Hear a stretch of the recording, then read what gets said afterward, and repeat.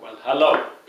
Once again, this is me, Leonard Wells, broadcasting as usual from Haslingden, north of Manchester, in the UK. Today is Monday, the 6th of December 2010, and I am fed up, and I'm going to explain why. I had great difficulty not swearing at that point, but I'm just going to show you what my street is like and what it's like every year whenever it snows. If you'd like to hold on, I will show you.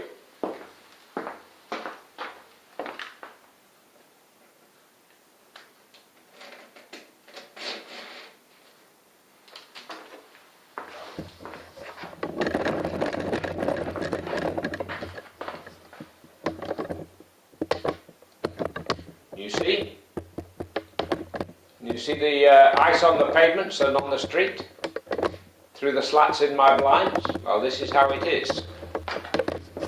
This is how it is if you live in Haslingden. And I will be back in 1 second. As the lady opposite will probably think I'm nuts. I'm talking to myself through the window. She'd perhaps be thinking I'm talking to her. Every year it snows. It then thaws a little bit and then freezes over. But because Lancashire County Council do bugger all about it, we older people are trapped in our houses like the prisoner of Zenda. Do they care? Do they heckers like care? Why should they care? Doesn't affect them. When I bought this house 5 years ago, it was a wreck. It had no central heating, no double glazing, a tiny gas fire. It was freezing. And yet, anybody who lives here, provided they don't live on their own and get a discount, they pay 2.4 times as much tax as people who live in Westminster City Council area. 2.4 times. Now that's equivalent of the people in Westminster paying 20% income tax, and we pay 44% income tax. Isn't it a scandal? But does anybody do anything about it?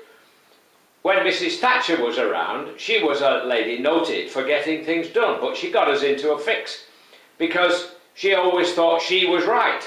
And we ended up fighting a war thousands of miles away and spending millions and billions and killing people for the Falkland Islands, a rock.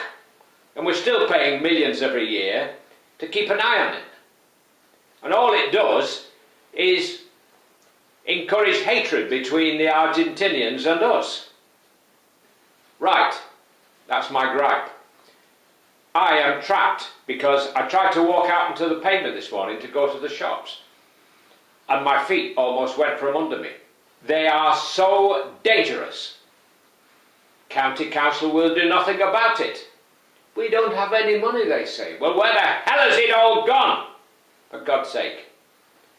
If you think what we're paying, where has it all gone? And how come it's all so unfair, this council tax? It's as bad, if not worse, than the poll tax.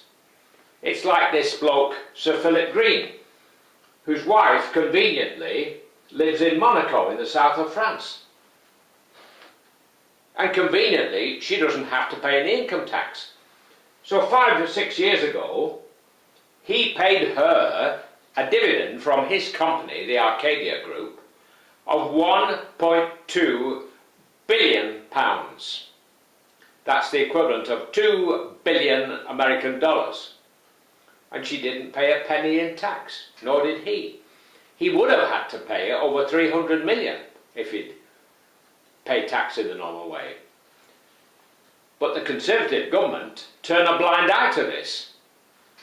They say anybody who cheats the benefit system is equivalent to a mugger. What the hell is he if a benefit cheats a mugger and he gets scot-free when he denies this country £300 million of tax, which it sorely needs? Explain that to me. Do you know there is a house, a little flat opposite Harrods in a building called Palace Court?